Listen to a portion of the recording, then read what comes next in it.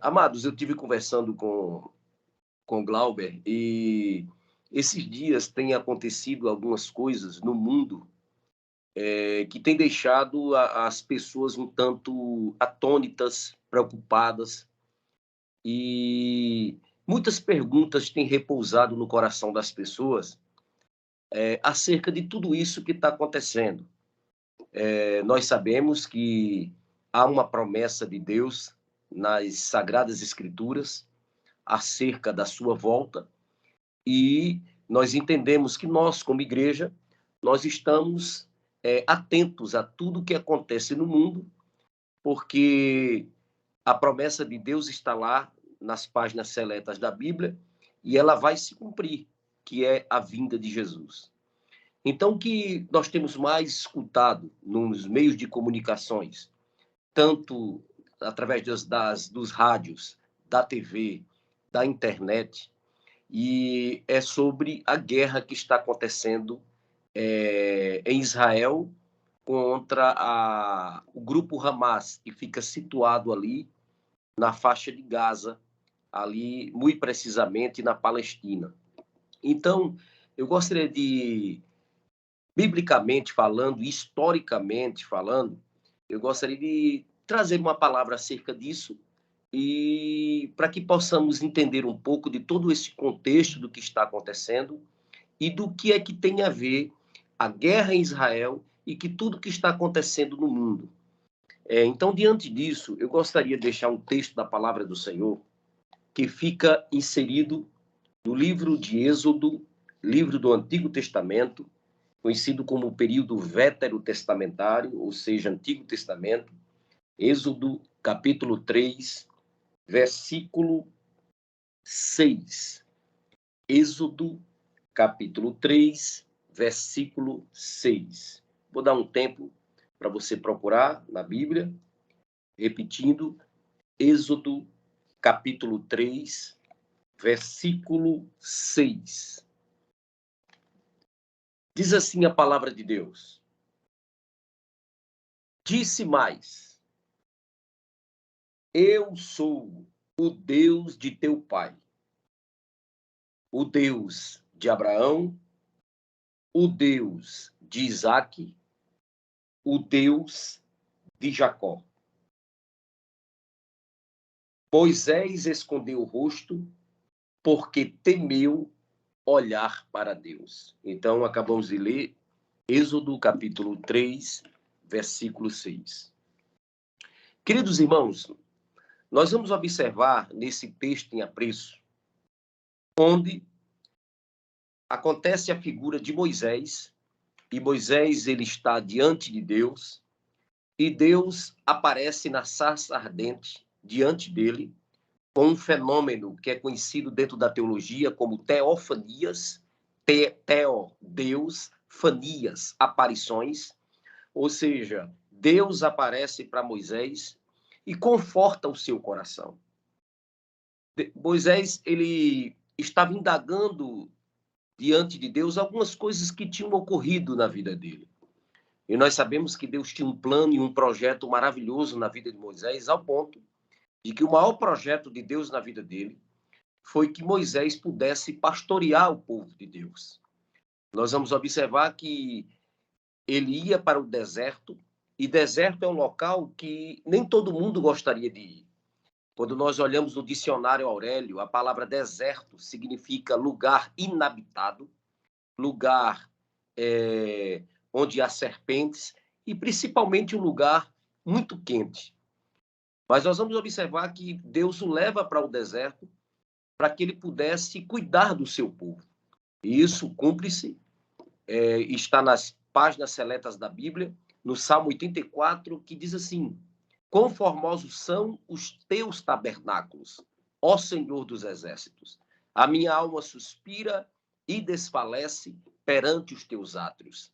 Até o pardal encontrou casa, andorinha, ninho para si. Então nós vamos observar que Deus o leva para o deserto. Deus usa a vida desse homem de uma forma poderosa. Quando o povo estava precisando de comida, Deus manda manar para eles. A palavra manar, no hebraico, significa com uma exclamação, o que é isso? Ou seja, traz uma admiração. E cumpre-se na palavra que diz que Deus dá além daquilo do que nós pedimos ou pensamos. Então, Deus deu muito mais para o seu povo. Então, em todas as instâncias, em todos os meios, Deus cuidou do seu povo de uma forma poderosa. Nesse texto em apreço, Deus chega para Moisés e traz uma palavra de alento ao seu coração. É como se Deus dissesse: Moisés, eu estou contigo. Em meio às lutas, em meio às dificuldades, eu cuido e cuidarei da sua vida. Deus sabia muito bem do que estava falando, porque a nação naquela época, por mais que alguns adorassem a Deus, mas existia alguns focos de politeísmo, muito, teísmo Deus, ou seja, havia uma adoração para outros deuses. E a maior prova disso é que quando Moisés estabelecia o culto diante de Deus, as pessoas, alguns estavam adorando ao bezerro de ouro. E nesse texto Deus chega para eles e para Moisés e diz assim, e traz uma promessa que eu julgo dizer que foi tremendo. Deus chega para ele e diz: Moisés, eu sou Deus dos teus pais. Quando ele diz os deuses dos teus pais, ele está falando de algo de promessa, algo que ele falou antes, algo que Deus estava cumprindo com a sua palavra. E ele diz assim: eu sou Deus dos teus pais. Logo após ele diz: eu sou Deus de Abraão, eu sou Deus de Isaque e eu sou Deus de Jacó. Queridos, nós vamos observar diante desses três personagens, Deus estava estabelecendo ali, dizendo que ele era o Deus deles, que haveria uma terra que era de Deus e que Deus separou o seu povo para que pudesse adorá-lo na beleza da sua santidade. Quando nós olhamos a figura de Moisés, nós olhamos a figura de um homem que, em Gênesis capítulo 12, Deus chega para ele e diz: Abraão, sai da tua parentela, que eu vou te mostrar um lugar que tu nem conheces. Eu já vi muitas pessoas questionarem: pastor, mas como é que pode? Deus manda que ele saia da parentela.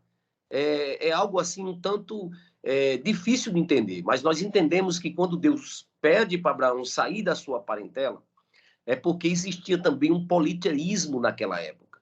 Existia uma deusa que ficava naqueles lugares próximos, que, segundo a teologia bíblica diz, que tinha muitas pessoas idólatras que adoravam a essa deusa. Então Deus chega para ele e diz assim: olha, sai da tua parentela que eu vou te mostrar um lugar que tu nem conheces. Isso está em Gênesis capítulo 12, passa Gênesis capítulo 13, 14, 15, 16. E quando chega no 17, acontece algo tremendo. Deus cumpre com a sua palavra. O que mais nos felicita é que Deus sempre cumpre com a sua palavra.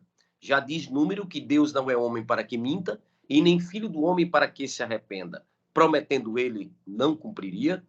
E olha o que acontece em Gênesis capítulo 17. Deus aparece para Abraão e diz assim: Abraão, anda na minha presença e sê tu uma bênção. Em outras traduções, e sê tu perfeito.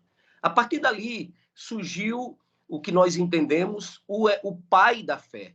Alguém que exercia a fé. É tanto que lá em Hebreus, existe as páginas seletas de Hebreus, uma separação no sentido de dizendo que, nas galerias de Hebreus, que Abraão, ele foi o pai da fé. Então, nós vamos observar que a figura de Abraão é uma figura tremenda para o propósito de Deus para com a sua igreja. Logo após Abraão, nós vamos ver Deus dizendo para Moisés, é tremendo, e ele diz assim: eu sou o Deus de Abraão, eu sou o Deus de Isaque. Quando ele chega para a figura de Isaque, nós vamos observar que tudo isso aí é a promessa de Deus sobre a vida dele. Isaque foi o filho da promessa. E aí onde é que está, queridos, quando nós entendemos um pouco da questão da guerra? Eu vou colocar duas expressões aqui. A figura de Isaque, e logo após ele diz: eu sou o Deus de Abraão, de Isaque, e logo depois ele diz: eu sou o Deus de Jacó. Quem era Isaque? Isaque, filho de Abraão. Quem é Jacó? Jacó, nós entendemos que Jacó, ele foi transformado em Israel. Então, nós vamos ver duas figuras aqui, a figura de Isaac, a figura de Jacó. De Abraão falamos que é aquele que é o pai da fé. Quando nós olhamos para Isaac, Isaac é o filho da promessa. E quando olhamos para Jacó, transformado em Israel, Israel se torna aqui o povo de Deus. Quando nós olhamos para a palavra Israel, ela vem uma variação de três palavras juntas. Israel. A palavra is significa homem. A palavra ra significa guerra. E a palavra el significa Deus. Eu vou repetir. A palavra Israel, ela vem de um prefixo de três palavras, duas juntas em cada uma delas. Is significa homem. Ra significa guerra. E el significa Deus. Quando nós vamos traduzir, significa o homem que guerreou com Deus. Quem foi o homem que guerreou com Deus? Foi Jacó, que se transformou em Israel. Queridos irmãos, quando nós olhamos para tudo isso, nós vamos ver a figura de Isaac. E aí, onde é que surge todo esse imbróglio, toda essa guerra que tem acontecido? Nós vamos ver que Isaac é filho de Abraão. Abraão foi o homem que Deus escolheu para que pudesse ser o pai de uma numerosa nação. Nós vamos ver que a figura de Abraão, ele foi um homem que ele viveu a vontade de Deus, mas ele viveu alguns percalços, ou seja, ele também errou. E o que nos felicita é saber que a Bíblia, ela não esconde o erro de ninguém. Isso é bom, porque isso mostra o quão o homem ele é pecador. Nós vamos observar que Abraão, quando ele estava próximo dos 100 anos de idade, muito mais do que 90 anos, Deus chega para ele e traz uma promessa para ele. Deus disse a Abraão, olha, eu vou te dar um filho. Amados, é interessante que aquilo que é impossível aos homens é possível para Deus. E eu gostaria de abrir aqui até um parênteses e dizer que aquilo que Deus prometeu na sua vida, ele vai cumprir. Não importa a idade, não importa o tempo. Deus, quando ele promete, ele cumpre com a sua palavra. Deus chegou para Abraão e disse a ele que daria um filho, né? E aí nós vamos observar, dentro desse contexto bíblico, Deus disse, eu darei um filho para você, mesmo você tendo uma idade avançada, mesmo a sua esposa tendo uma idade avançada, eu vou cumprir com a promessa. E aí o que é que acontece? O tempo foi passando e a história bíblica diz que Sara chega para Abraão e faz uma proposta. Ela quis antecipar o que Deus daria para a vida dela. Chega para ele e diz assim, olha, nós já estamos nessa idade aí avançada e existe uma egípcia aqui chamada Agar e ela é uma pessoa extremamente fértil. Então, tu deita com ela e a gente antecipa a promessa de Deus. Por isso, queridos, que eu posso imaginar aí que aconteceu um ato de desobediência. Existem dois tipos de vontade de Deus. Existe a vontade soberana de Deus e existe a vontade permissiva de Deus. A vontade soberana de Deus é que era a promessa que Deus daria, só que o homem desobedeceu. A permissiva de Deus seria a desobediência do homem e Deus permitiu que isso acontecesse. E logo o que foi que aconteceu a partir daí? Abraão deita com Agar e ela engravida e logo após dá um filho. O nome do seu filho chama-se de Ismael. Ismael é o primeiro filho dele, segundo a história bíblica diz, e a própria teologia afirma isso, que ele teve oito filhos. Mas o primeiro foi Ismael. E olha o que aconteceu, queridos. A partir dali, Ismael representou um povo, um estado, ou talvez uma mini nação. E olha o que acontece. Logo após, Sara, ela engravida, porque é interessante que tudo que Deus prometeu na vida do homem, independente do que aconteça, Deus sempre vai cumprir. E ela engravida diante da promessa que Deus tinha dado para a vida dela. E o nome da promessa seria Isaac. Então, a partir daí, surgiu os dois filhos dele, O mais velho, Ismael, o mais novo, Isaque. Queridos, a partir daí, nós vamos observar todo imbróglio, toda dificuldade, toda afronta. O que aconteceu? Ismael não conseguiu lidar com Isaque, e a partir dali, diante da história bíblica, a família de Ismael não conseguiu lidar com a família de Isaque. Então, duas famílias, elas não conseguiram falar a mesma língua. A partir dali, aconteceu esse rompimento entre duas famílias. Trazendo para os dias atuais, nós vamos observar que Isaque representa a promessa de Deus. E quem é a promessa de Deus? A promessa de Deus é o povo hebreu, que fala a língua hebraica, que vem de um país ou um estado chamado Israel. Israel, até antes, era um país, mas ele não tinha aflorado como um país diante do mundo. E nós vamos observar que em 1948, Israel surgiu como nação. Então, nós vamos observar que Isaque representa Israel, o povo hebreu, o povo de Deus, que fala a língua hebraica, que tem o seu povo, um povo peculiar. Mas, em contrapartida, a partir de Ismael, surgiu um outro grupo. E esse grupo é conhecido como os palestinos, que é oriundo de Ismael. Eu já vi até alguns estudos, eu respeito muito alguns líderes, que fala que a Palestina, eles são árabes. Eu acredito que tenha falado devido à mídia, devido a tudo isso, são oriundo dos árabes. Mas eu quero dizer que os palestinos, eles não são oriundos dos árabes. Eles são oriundos, eles são africanos, porque nós vamos ver que H, ela era africana, eles são africanos suberianos. E eles falam um idioma palestino, árabe-palestino, ou seja, é uma língua árabe, mas ela é peculiar na Palestina. Então, nós vamos ver essas duas situações. Nós vamos ver, de um lado, Israel, o povo judeu, o povo que fala a língua hebraica, o povo escolhido por Deus, o povo que tem um Estado hoje, uma nação que ela foi testificada, corroborada em 1948, e diga-se de passagem que o voto Minerva foi de um brasileiro, que por isso que eles têm muito carinho pelo Brasil. A partir dali surgiu a nação.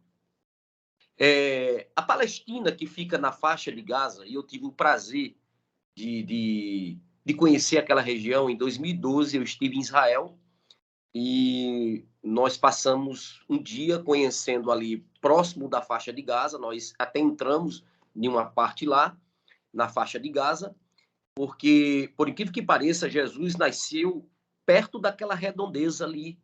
Jesus nasceu em um lugar chamado Betlehem. Betlehem significa Belém. Jesus nasceu ali próximo. Então, nós vamos observar que Israel de um lado, Palestina do outro.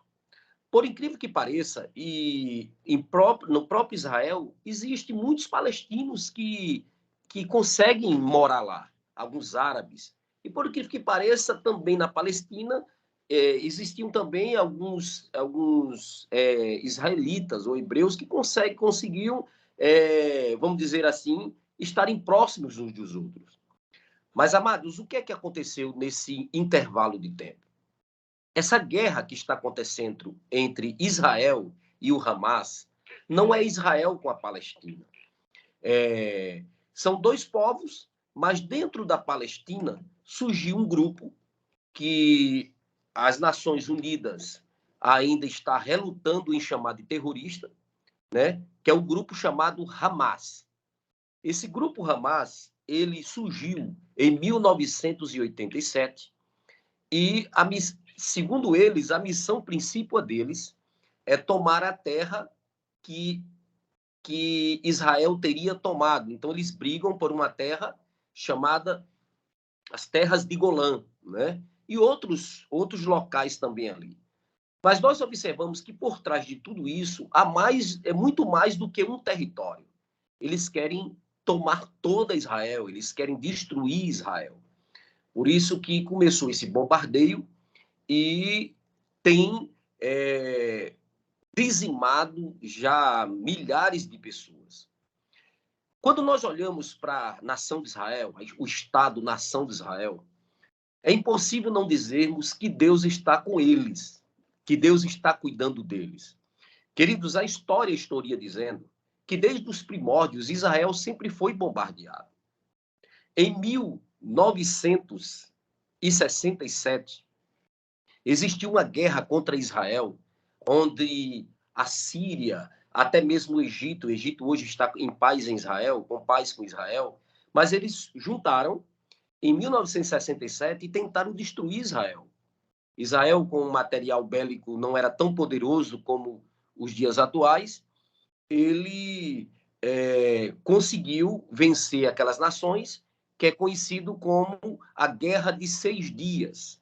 Então, nessa Guerra de 6 Dias, eles conseguiram vencer, Israel conseguiu vencer. Logo após, nós vamos observar que existiu uma outra guerra, que eles vieram muito forte contra Israel, que é conhecido como a Guerra de Yom Kippur. Essa Guerra de Yom Kippur, Israel foi completamente cercada e, de forma milagrosa, Israel conseguiu ter êxito contra todos os seus opositores. Então, nós vamos observar que Israel ele vive em uma guerra premente, é uma guerra a todo tempo, uma guerra que tem se instalado em todas as áreas contra Israel. Então, o que é que a gente vai observar nos dias atuais? Agora, no dia 7 de outubro, o grupo Hamas invade Israel e eles invadem um local chamado kibbutz. Kibbutz é como se fosse uma roça onde as pessoas trabalham, cultivam na agricultura. Eles invadiram e dizimaram mais de 200 pessoas naquele kibbutz, invadiram uma festa que tinham lá, mataram muita gente. E aí, o que aconteceu? O ódio se estabeleceu naquele lugar. E o que é que tem acontecido nos dias atuais? Nos dias atuais tem acontecido que o mundo está temeroso por uma guerra. E muitas pessoas têm me perguntado, pastor, tudo isso que está acontecendo já é o início de uma terceira guerra mundial? É o início do final dos tempos? Tudo isso que está acontecendo já é o prenúncio de que tudo já está se acabando? Amados, eu não posso afirmar categoricamente que tudo isso agora seria o final dos tempos. Mas o que eu posso afirmar é que nós estamos passando por o princípio das dores. Mateus capítulo 24 diz que quando Jesus estava no templo com seus discípulos, os seus discípulos, eles chegaram para Jesus e começaram a mostrar o templo, né? Maravilhados com o templo. E chegam para Jesus e dizem, Jesus, diz para nós quando é que vão acontecer todas essas coisas. Jesus, reportando-se para eles, aponta para o templo e diz assim, olha, não ficará aqui pedra sobre pedra que não seja derrubado. E Jesus chega logo após e afirma categoricamente, dizendo que muitos viriam no seu nome, fala sobre mortes, fala sobre pestes, doenças, e ele diz que tudo isso são o princípio das dores. Então, nós entendemos que tudo isso é o princípio das dores. Jesus está apontando para tudo aquilo do que irá acontecer. Porém, existe na Bíblia, em Ezequiel capítulo 38 todo, algo chamado sobre Gog e Magog. Quando nós olhamos a palavra Magog, eles vêm de um grupo de pessoas chamado Cita. E quando a gente olha para a palavra Cita, tem muito a ver com os russos. Então, segundo alguns estudiosos que têm uma corrente escatológica visando essa área, diz que Magog pode ser a Rússia, né? E é tanto que a Rússia tem se levantado aí de uma forma muito feroz. E quando ele fala sobre Gog, significa aquelas nações que estão junto com a Rússia. E uma das nações, do Gog, quando a gente vai olhar, chama-se uma expressão chamada persa. A palavra persa tem a ver com o Irã. Irã tem muito a ver com a questão persa. Antigamente, a Persa era o Irã de hoje. Então, tem essa corrente teológica, que diz escatológica, que Magog seria a Rússia e Gog seria a Persa, Irã, juntamente com os outros países que fazem essa coalizão, essa aliança. Então, se isso estiver cumprindo agora, tudo isso é um prenúncio da vinda de Cristo. Por quê? Porque a Rússia, ela está ao lado da Palestina, não de forma direta, mas indireta, eles apoiam o Hamas, eles estão intimamente ligados com o Irã, há armamentos, né, com a questão do Irã, e a gente percebe que toda essa ira entre as nações é tudo voltado para Israel, para tomar a nação santa. Eu não sei se vocês perceberam que todos os bombardeios que têm acontecido na cidade de Eilat, que é a cidade que Salomão ele implantou, tem acontecido em Tel Aviv, tem acontecido nos kibbutz e em vários lugares, mas eles não têm lançado mísseis em Jerusalém. E já tiveram pessoas que já perguntaram para mim, pastor, por quê? E a resposta é muito simples. O Hamas ele não joga sobre Jerusalém, porque eles entendem que Jerusalém é uma terra santa, porque eles têm lá uma mesquita e eles têm receio de destruir essa mesquita. Então a missão deles é tomar toda Israel e ficar só com Jerusalém e estabelecer aquela cidade santa que seja estabelecida completamente para eles. Quando eu falo muito sobre a Rússia, quando Israel disse que ia invadir e já está invadindo Gaza, a Rússia se levantou através do seu presidente e ele disse o seguinte, ele falou pedindo, ordenando que Israel não invadisse Gaza, porque a mesma coisa que aconteceu com a Rússia é o que Israel quer fazer com Gaza. Então, o que é que aconteceu com a Rússia? A Alemanha da antiguidade, né, a Alemanha de Hitler, eles invadiram a Rússia e instituiu uma guerra lá, uma guerra de 900 dias.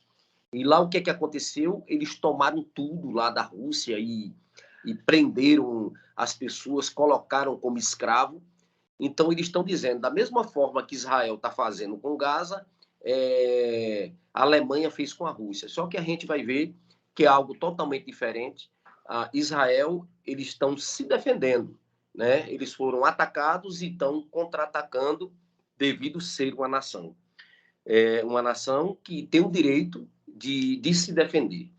Então a gente vai observar toda essa guerra, todo esse imbróglio, e a pergunta é, pastor, Jesus está voltando? Jesus está voltando para buscar a sua igreja?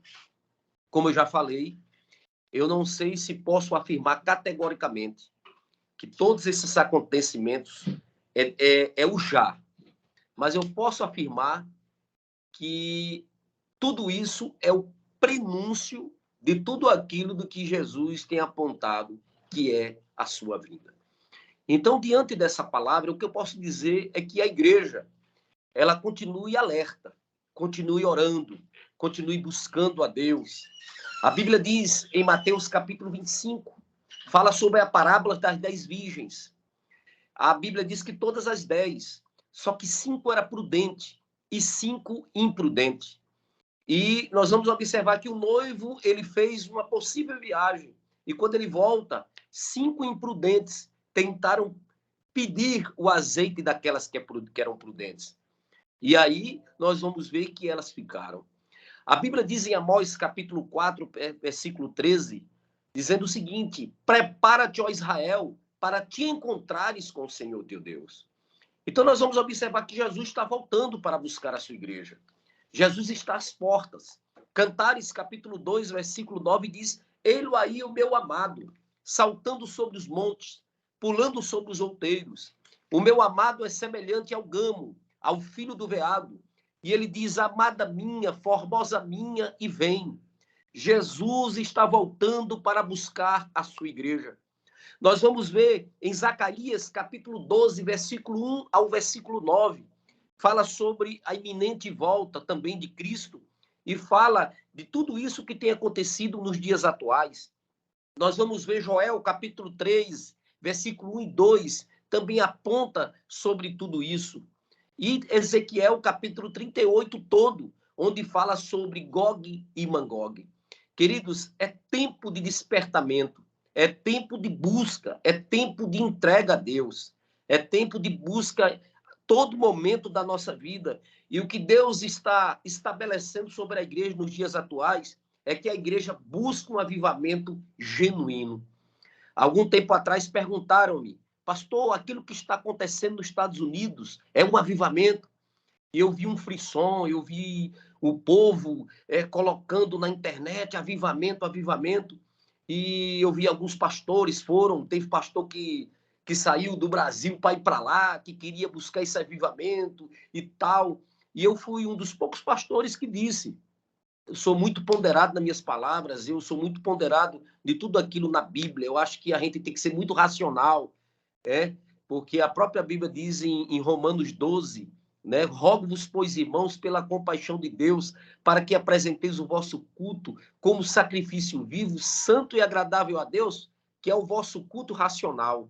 E não vos conformeis com este mundo, mas transformai-vos pela renovação do vosso entendimento, para que experimenteis qual seja a boa, perfeita e agradável vontade de Deus. Aí aparece uma palavra no grego, sushematsu, você ir de encontro às coisas do mundo. E eu falei o seguinte, eu disse, olha, aquele avivamento ali não é um avivamento geral, é um avivamento local, é algo que está acontecendo de forma local, mas Deus está levantando a sua igreja para um avivamento geral, um avivamento que possa anunciar que Jesus está voltando para buscar a sua igreja.